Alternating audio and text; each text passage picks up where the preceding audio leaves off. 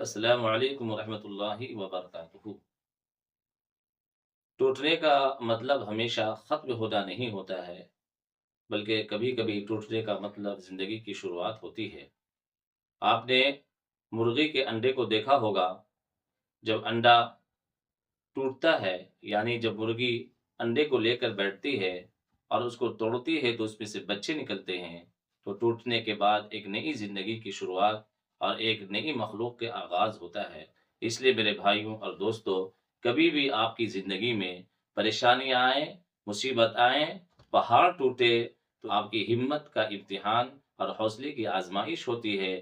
اگر آپ حوصلے کے ساتھ اور ہمت کے ساتھ ان پریشانیوں کو جھیلیں گے اور ان پریشانیوں کا سامنا کریں گے، تو آپ یقین جانیے، اور میں آپ کو یقین کے ساتھ کہتا ہوں، آپ کی کامیابی اور بلندیوں کا ایک نیا دور شروع ہوگا۔ اس لیے ہمت سے کام لے، کبھی بھی مصیبت سے یا پریشانی سے گھبرانا نہیں چاہیے۔ میرا آپ کے ساتھ اور ہمارے نوجوانوں کو یہی ایک اہم پیغام ہے۔